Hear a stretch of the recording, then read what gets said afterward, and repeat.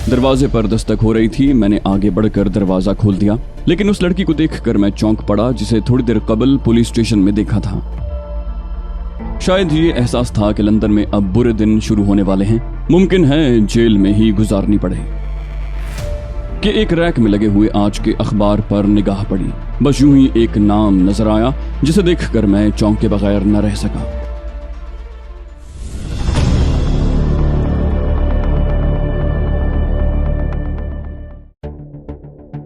Police department से निकलकर मैं लंदन की अजनबी सड़कों पर आ गया। पहले अपने लिए किसी मुनासिब जगह की तलाश जरूरी थी। जरा सा सुकून मिले तो आइंदा इक़दाम के बारे में सोचूं। मैं तो इलाकों से भी नावाकिफ था। थोड़ी देर तक तो परेशानी के आलम में चलता रहा। फिर एक बुक स्टॉल पर निगाह पड़ी और मैं उस तरफ चल पड़ा। बुक स्टॉल पर पहुंचकर मैंने लंदन का नक्शा तलब किया जो मुझे मिल गया, और नक्शा लेकर मैं वहां से भी चल पड़ा। सड़कों पर छोटे छोटे टी स्टॉल बने हुए थे जिन पर पब लिखा हुआ था। मैंने एक पब का रुख किया और एक सीट पर जा बैठा। वेटर से चाय तलब करके मैंने नक्शा खोल लिया और उसे सामने रख कर देखने लगा। बड़ा मुकम्मल नक्शा था और उसमें लंदन की सारी तफसीलात मिलती थी। मैंने वो जगह तलाश की जहां मैं खुद मौजूद था। नक्शे में वो आसानी से मिल गई। ये इलाका बोर्नियो कहलाता था, जहां से बाएं तरफ चलते हुए रीजेंट स्ट्रीट आती थी और उसके पहलू में ऑक्सफोर्ड स्ट्रीट थी जहां चंद होटल और रेस्तरानों के नाम लिखे हुए थे। यही करीब तरीन जगह थी, चुनाचे मैंने यहीं के किसी होटल में क़याम का फैसला किया। पब का बिल अदा करके मैं उठ गया और रीजेंट स्ट्रीट की तरफ चल पड़ा। लंदन अभी मेरे लिए तारीख था और फिलहाल मैं यहाँ खुद को एक मुतमईन इंसान नहीं समझता था, क्योंकि उस पुलिस अफसर ने एक नई मुसीबत खड़ी कर दी थी। लेकिन अभी मिस्टर जोशू का एक तोहफा मेरे पास मौजूद था और उस तोहफे से मैं खातिर खा फायदा हासिल कर सकता था, यानी वो मेकअप जिसे अमरीकी और बरतानवी माहिरीन भी साफ नहीं कर सकते थे। यकीनन वो एक काबिल फख्र चीनी ईजाद थी, एक ऐसी ईजाद जिसका तोड़ इन जदीद ममालिक के पास भी नहीं था। रीजेंट स्ट्रीट के लॉर्ड्स में मुझे एक कमरा मिल गया। वो दरमियाने दर्जे का साफ सुथरा होटल था जिसका ये मुख्तसर सा कमरा मुझे बहुत पसंद आया। मैंने वेटर को टिप दी और फिर बाथरूम में जा घुसा, जहां गर्म पानी के गुस्ल ने मुझे बेपाया सुकून बख्शा। न जाने कितनी देर मैं गुस्ल करता रहा और जब तबीयत सैर हो गई तो सोने का लिबास पहन कर निकल आया।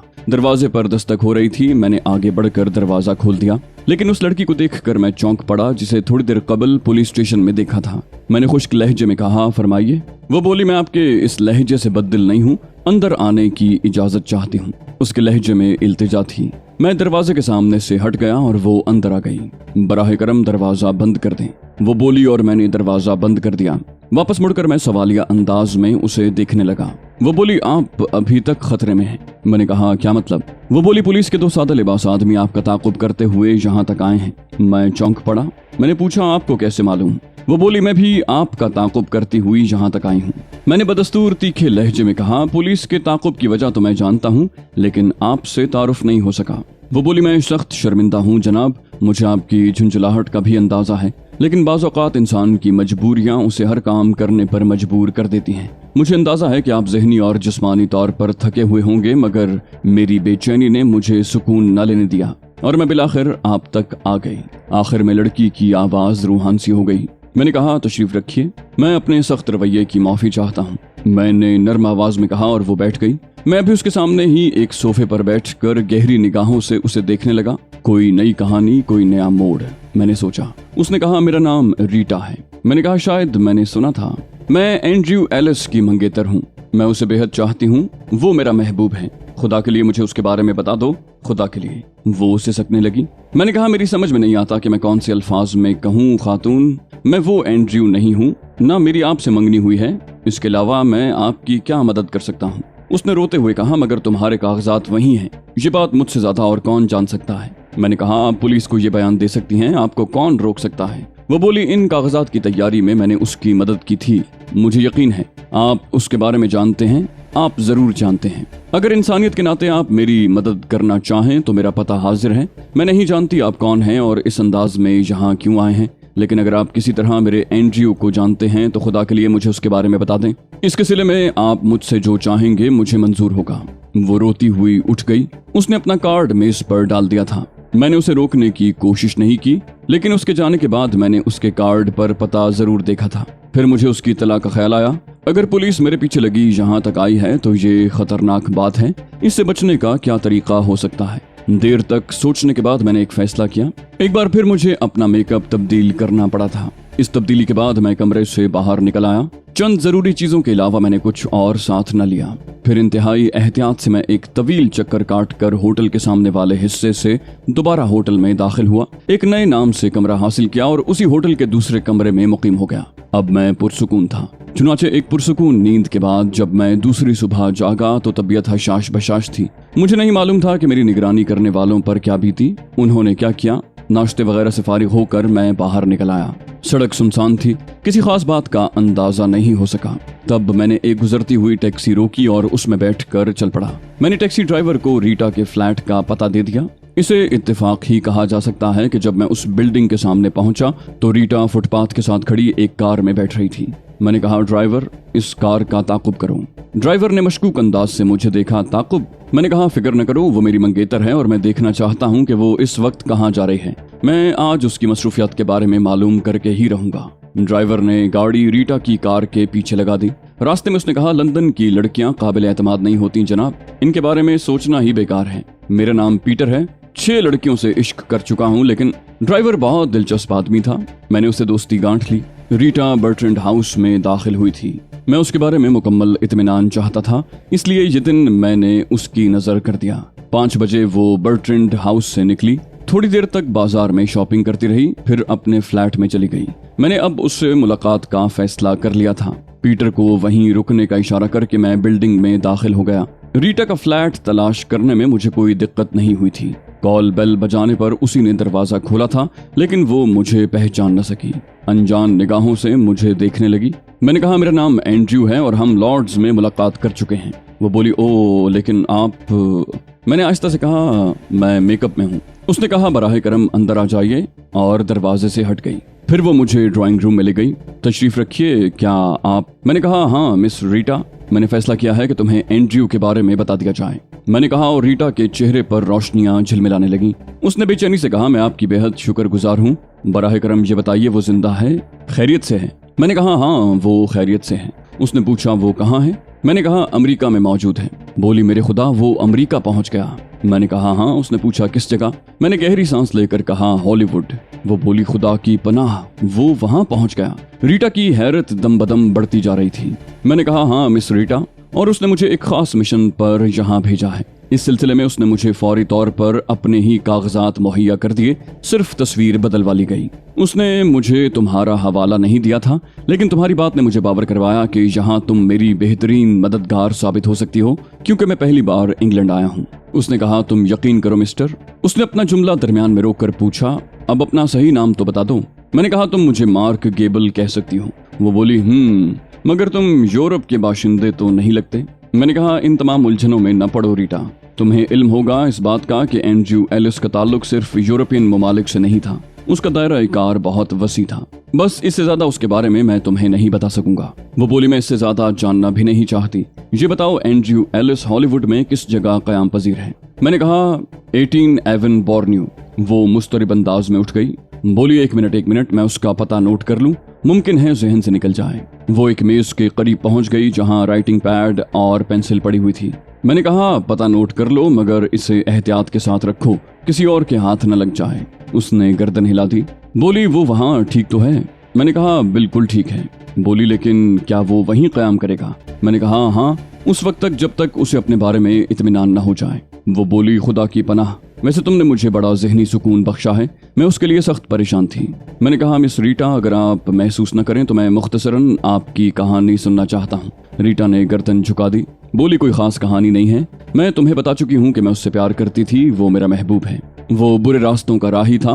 मैंने उसे रोकने की बहुत कोशिश की, लेकिन जब वो अपने रास्ते से न हटा तो मजबूरन मैंने भी वही रास्ते अपना लिए। मिस्टर बर्ट्रैंड एक सनतकार हैं और मैं उनकी सेक्रेटरी की हैसियत रखती हूँ। आज तक मिस्टर बर्ट्रैंड को ये बात नहीं मालूम हो सकी कि मेरा ताल्लुक किस तरह एंड्रयू से था, बल्कि जब एंड्रयू ने उन्हें 10 लाख पाउंड की चोट दी और वो तिलमिलाकर उसकी तलाश में सरगर्दा हुए, उन्होंने सारी गवाहियों में मेरा ही सहारा लिया और ये इत्मीनान करने के बाद कि एंड्रयू इस मुल्क से निकल चुका है, मैंने उनके साथ बज़ाहिर हर मुमकिन ताउन किया।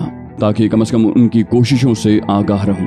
यही वजह थी कि जब पुलिस डिपार्टमेंट में मिस्टर बर्ट्रैंड को बुलाया गया था तो साथ ही मुझे भी तलब कर लिया गया कि मैं एनजीओ को पहचानने में पुलिस की मदद करूं। मैंने कहा, ठीक। गोया मिस्टर बर्ट्रैंड को चोट देने में आपका भी हाथ था। वो बोली, मैं इसलिए इनकार नहीं करूंगी कि तुम भी यहाँ ना पुलिस के मुखबर हो और ना एनजीओ के दुश्मन। तुम उसके कागजात पर अमेरिका से यहाँ पहुंचे हो। जाहिर है हम दोनों अच्छे लोग नहीं हैं, लिहाजा एक दूसरे पर एतमाद कर सकते हैं। मैंने कहा, यकीनन यकीनन। मुझे न मिस्टर बर्ट्रैंड से कोई दिलचस्पी है, न लंदन पुलिस से। इसका अंदाजा आपको बखूबी है। एंड्रयू अगर मुझे आपके बारे में कुछ तफसीलात बता देता तो शायद मैं सबसे पहले आप ही से राब्ता कायम करता, लेकिन न जाने क्यों उसने आपका तस्करा नहीं किया। ताहम मैं आपको इतना जरूर बता दूं कि बहुत जल्द एंड्रयू एलिस दोबारा यहाँ पहुंचेगा, लेकिन एक अमरीकी की हैसियत से। रीटा ने पुरइश्तियाक अंदाज में कहा, ओ, उसकी आमद कब तक मुतवक्के है? मैंने कहा, इस बारे में अभी कोई फैसला कुन बात नहीं की जा सकती, लेकिन यकीनन एक आध माह लग जाएगा। रीटा का चेहरा फूल कर शगुफ्ता हो गया था। फिर उसने कहा, खैर एक आध माह कोई हैसियत नहीं रखता, मैं तो बस उसकी जिंदगी और सलामती की ख्वाहा हूँ। वैसे मिस्टर मार्क, मैं तुम्हारी क्या खिदमत कर सकती हूँ? तुमने पुलिस से बचने के लिए तो बेहतरीन मेकअप कर लिया है। मुझे यकीन है कि पुलिस तुम्हें इस मेकअप में तलाश नहीं कर पाएगी, लेकिन तुम्हारा पासपोर्ट और कागजात पुलिस के पास मौजूद हैं। उनके बगैर यहाँ तुम्हें उलझने पेश आ सकती हैं। मैंने कहा, हाँ, यही सबसे बड़ी उलझन है मेरे लिए। इसका कोई हल निकल सका तो मैं मुतमईन होकर यहाँ एनजीओ के मिशन को पूरा कर सकता हूँ। रीटा ख्यालात में डूब गई, देर तक खामोश रही, फिर कहने लगी, खैर इसका भी कोई हल निकल ही आएगा। मुझे बताओ, क्या तुम मुस्तकिल तौर पर लॉर्ड्स में ही क़याम करोगे? एक लम्हे के लिए मैंने सोचा और फिर फैसला कर लिया कि रीटा को अपने नए प्रोग्राम के बारे में नहीं बताना चाहिए। चुनाचे मैंने कहा, मेरा क़याम इस वक्त कहीं नहीं है। मुख्तसर सा सामान था जिसे एक स्विमिंग क्लब के क्लॉक रूम में जमा करवा दिया है और इस वक्त बेघर हूँ। तुम अगर पसंद करो तो यहाँ इस फ्लैट में क़याम करो, लेकिन ठहरो, नहीं, ये मुनासिब नहीं होगा, क्योंकि मिस्टर बर्ट्रैंड अक्सर यहाँ मुझसे राब्ता कायम करते रहते हैं, कभी कभी चले भी आते हैं। बहुत मेहरबान आदमी हैं, लेकिन अफसोस हम उन्हें उनकी मेहरबानियों का अच्छा सिला नहीं दे सके। तुम यूं करो मिस्टर मार्क, फौरी तौर पर किसी होटल में कमरा बुक करवा लो और वहाँ क़याम करो, या तुम्हारे ख्याल में पुलिस तुम्हें तलाश करने में कामयाब हो जाएगी? मैंने कहा, मैं नहीं कह सकता, ताहम परेशानी की कोई बात नहीं है, मैं कुछ न कुछ बंदोबस्त कर ही लूंगा। अलबत्ता अगर तुम मेरी कोई मदद कर सको तो मैं तुम्हारा शुक्रगुजार रहूंगा। रीटा ने कहा, मैं यकीनन इस सिलसिले में कुछ न कुछ करूंगी।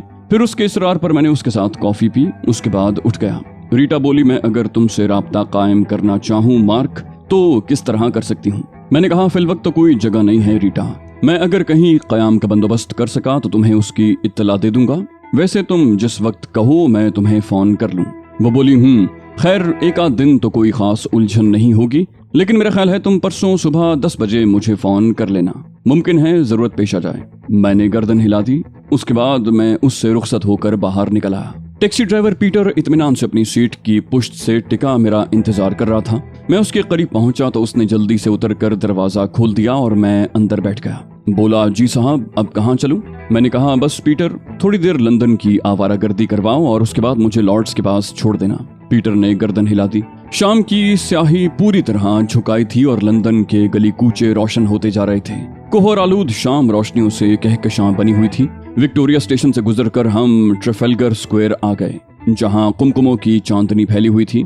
चौक के वस्त में इस्तादा बुलंदोबाला सुतून की चोटी पर खड़े लॉर्ड नेल्सन की तिरछी टोपी रोशनी से चमक रही थी। ट्रेफेलगर स्क्वायर के मशहूर जमाना कबूतर नेशनल गैलरी के यूनानी सुतूनों और सेंट पॉल के गिरजा के गुंबद में बसेरा करने जा चुके थे, और बड़े चौक के फवारे के अकब में जहां एक देवजाद मछली का मुजस्मा गलफड़े फुलाए मुंह से पानी उगल रहा था, हरि कृष्णा हरि ओम की आवाजें आ रही थीं। संक और नकरई घंटियां भी बज रही थीं। मुझे इल्म था कि लंदन में हरि कृष्णा तहरीक खासी जोर पकड़ चुकी है। पीटर ने सवालिया निगाहों से मेरी तरफ देखा तो मैंने गर्दन से इशारा कर दिया और पीटर नेशनल गैलरी के सामने वाली सड़क की तरफ चल पड़ा, जहां से मुसीकी और भजन अलापने की आवाजें आ रही थीं। 7 अंग्रेज लड़के और 3 लड़कियां हिंदू ब्राह्मणों और मंदिरों में रक्स करने वाली दासियों का रूप धारे फुटपाथ पर नाच रहे थे। लड़कों के सर सिवाय ब्राह्मणों की रिवायती चोटी के मुकम्मल तौर पर मुंडे हुए थे। उन बहरूपियों ने सफेद धोतियां और खड़ावें पहन रखी थीं और हाथों में घंटियां और गलों में ढोलकियां लटका रखी थीं, जिन्हें वो लहक लहक कर बेसुरे अंदाज में भजन अलापते हुए बजा रहे थे। आगे आगे एक हसीन और मुतनासिब जिस्म की पस्ता कद लड़की धोती में मलबूस, शानों पर बाल बिखराए, माथे पर तिलक जमाए मंदिरों के रक्स की एक भद्दी नकल कर रही थी। ढोल पर थाप पड़ती तो वो हिंदुस्तानी रक्स फरामोश करके खालिसतन मगरबी अंदाज में बंदर नाच नाचने लगती। दूसरी लड़की हाथ में पीतल की गड़वी लिए उस तमाशे को देखने वालों से चंदा मांग रही थी। वो कह रही थी, लंदन के हिंदू मंदिर के लिए चंदा दीजिए, हरिओम। मैं टैक्सी से कमर लगाए इस तमाम तमाशे को देखता रहा। पीटर भी मुस्कुराती हुई निगाहों से ये सारा तमाशा देख रहा था। लड़की मेरे पास आई तो मैंने खामोशी से $5 का नोट निकालकर उसकी गड़वी में डाल दिया। मैं सिर्फ दिलचस्पी लेना चाहता था और मेरी ख्वाहिश थी कि मुझे थोड़ा सा ज़हनी सुकून मयस्सर आ जाए। थोड़ी देर के बाद हम वहां से भी चल पड़े। ऑक्सफोर्ड स्ट्रीट तक जाने वाली शेफ्ट्सबरी एवेन्यू और उन सड़कों के दरमियान मशहूर ज़माना पिकेडिली सर्कस के गिर्द लाखों रोशनियां जगमग कर रही थी। पिकेडिली के दरमियान एरोस के मुजस्मे के गिर्द हिप्पियों के हुजूम लगे हुए थे और सारे के सारे आवारा गर्द अपनी मनमानियों में मसरूफ थे। हम वहां भी ज्यादा देर न रुके। जूं जूं रात गहरी होती जा रही थी, कोहर भी गाढ़ी हो रही थी। उसके साथ ही सर्दी का एहसास भी बढ़ गया था। मैंने पीटर से वापसी के लिए कहा तो उसने गर्दन झुका दी। रास्ते में मैं उन हिप्पियों के बारे में सोच रहा था जिनके बदन पर पूरे लिबास भी नहीं थे और वो अपनी दुनिया में मस्त थे। क्या उन लोगों पर ये सर्दी असरअंदाज नहीं होती होगी? मैं सोचता रहा। पीटर ने भी मुझे मुखातिब नहीं किया था। अलबत्ता जब मैं लॉर्ड्स के करीब पहुंचा तो पीटर ने मुस्कुराकर कहा, वैसे तो सब ठीक है ना चीफ? मैं चौंक पड़ा। वो बोला, मेरा मतलब है आपकी मंगेतर, क्या आप उसकी तरफ से अब भी गैर मुतमईन हैं? मैंने कहा, नहीं पीटर, मेरा ख्याल गलत था उसके बारे में। मैंने यूं ही बात बनाने की गरज से उससे कह दिया। पीटर मुस्कुरा कर गर्दन हिलाने लगा, फिर बोला, ज्यादा उलझन में पड़ा ही न जाए तो बेहतर होता है। मैंने उसे मीटर देख कर बिल अदा किया और उसके साथ ही खासी टिप भी। उसने गर्दन झुकाकर मेरा शुक्रिया अदा किया। फिर पूछा, कल आऊं चीफ? मैंने कहा, हाँ पीटर, 11 बजे के करीब आना। मैं अगर ना भी मिलूं तो फिक्र मत करना, तुम्हारा मीटर बराबर चलता रहेगा। उसने माथे के करीब हाथ ले जाकर कहा, थैंक यू सर, और फिर गाड़ी में बैठकर गाड़ी आगे बढ़ा दी। मैं लॉर्ड्स की जानिब चल पड़ा। वैसे अब मुझे एहसास हो रहा था कि शायद मेरे सितारे गर्दिश से निकल रहे हैं। अभी तक मैं लंदन पुलिस की निगाह में नहीं आ सका था, हालांकि वो शिद्दत से मेरी तलाश में होगी। रीटा पर मैंने बहुत भरोसा किया था, लेकिन उसे अपनी रिहाइशगाह के बारे में नहीं बताया था। हालात अभी तक सुकून नहीं लेने दे रहे थे ताकि अपने मकसद की तकमील के लिए कुछ कर सकूं। दूसरा दिन भी हस्बे मामूल रहा। 11 बजे पीटर पहुंच गया। उस बेचारे ने शायद मेरे बारे में मालूमात हासिल करने की कोशिश भी की थी, लेकिन कामयाब न हो सका। इसलिए लॉर्ड्स के सामने टैक्सी में बैठा मेरा इंतजार करता रहा। मैंने कहा, हेलो पीटर। वो बोला, हेलो सर, मैं आपको तलाश करने में नाकाम हो चुका था। मैंने अतराफ का जायजा लेकर कहा, सॉरी पीटर, मुझे कुछ देर हो गई। मैं गहरी नजरों से अपने अतराफ में देख चुका था। हालात पुरसुकून ही नजर आ रहे थे, या ये मेरा हुस्न नजर था। मैं पीटर के साथ चल पड़ा। पीटर को मेरे बारे में कुछ नहीं मालूम था, इसलिए वो बेचारा मेरी आवारागर्दी का शिकार रहा। फिर एक पब्लिक कॉल बूथ से थोड़े फासले पर मैंने टैक्सी रुकवाई और बूथ में दाखिल होकर रीटा के नंबर डायल किए, लेकिन रीटा से फोन पर बात ना हो सकी।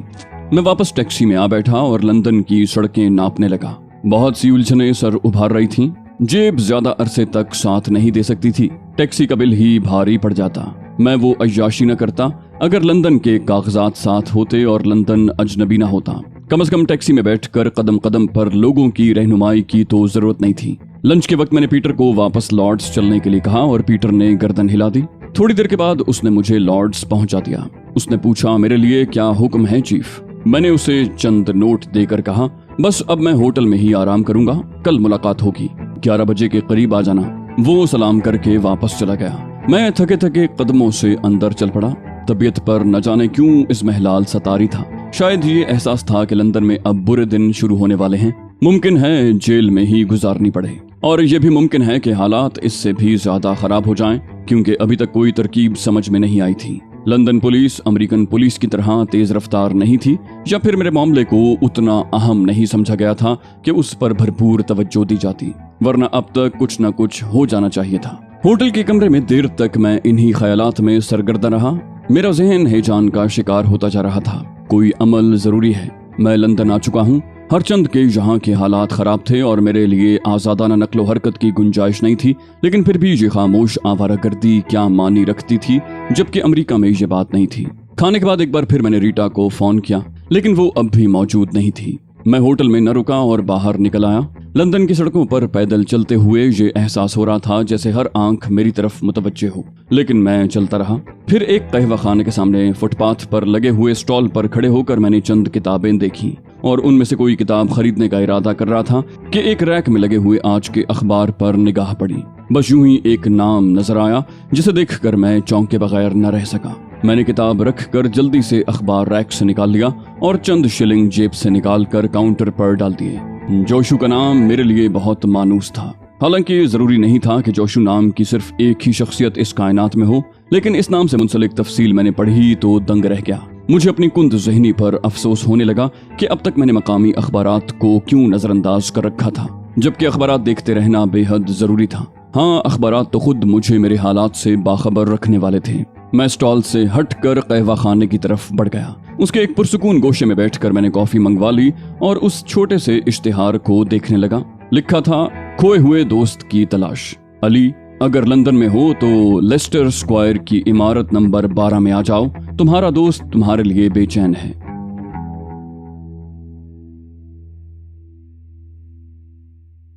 तो दोस्तों, ये थी हमारी आज की एपिसोड। उम्मीद करते हैं आपको हमारी कहानी पसंद आई होगी। जाने से पहले इस वीडियो को लाइक कीजिए और शेयर करना मत भूलिए।